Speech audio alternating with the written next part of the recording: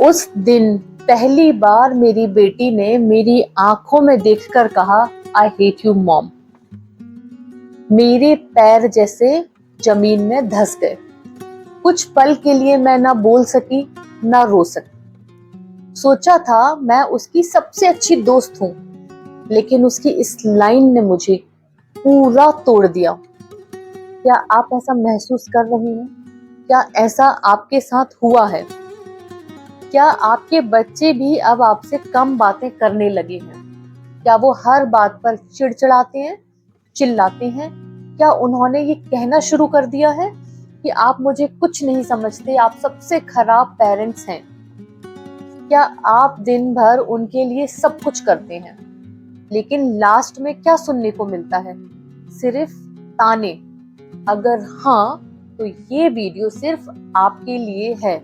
बचपन में हर बात आपसे पूछने वाला बच्चा आज आपसे सब कुछ छुपाने लगा है।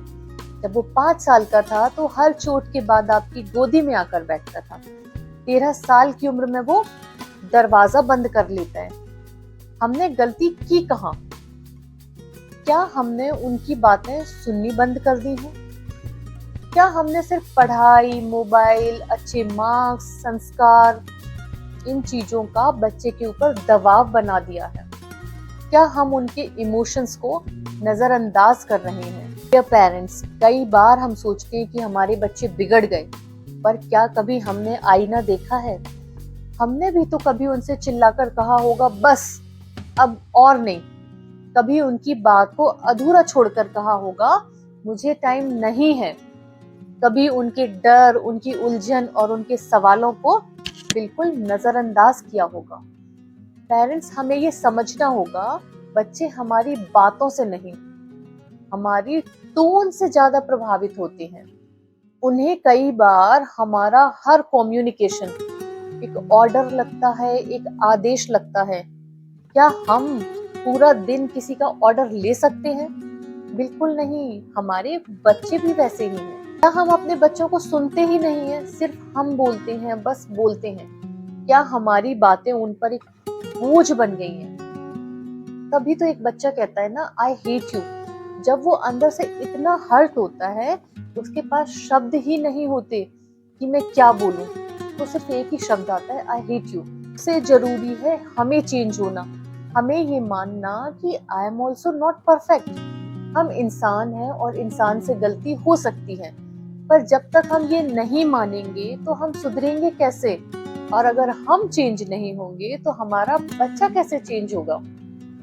So now you must be thinking, what is the solution? The first is, जब बच्चा गुस्से में हो या कुछ कहना चाहे, बस उसे सुनिए, सिर्फ सुनिए।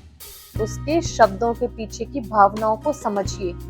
कभी कभी उनका I hate you, please understand me dear parents, please आप मुझे समझो, भी होता है। The next is, quality time दीजिए, क्वांटिटी नहीं।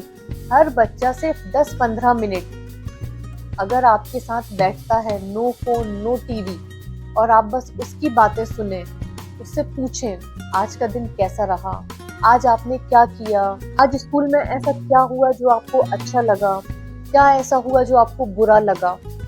उसको आजादी दीजिए उस एक्सप्रेस करने के लिए। सो द थर्ड इज, बच्चे को गलती करने की आजादी दीजिए। हर बार सिखाने की कोशिश में हम उन्हें परखने लगते हैं।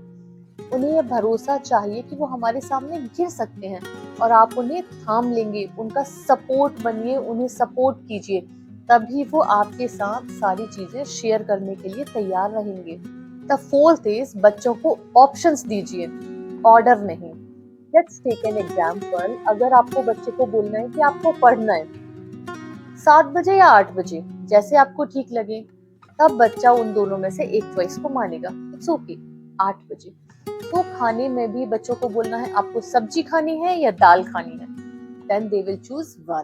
फिफ्थ पॉइंट इज, रोज प्यार जताइए बिना किसी कारण के। एक सिंपल सी लाइन है, हम आपसे बहुत प्यार करते हैं, और ये लाइन बच्चों के लिए एक विटामिन डोज का काम करती है।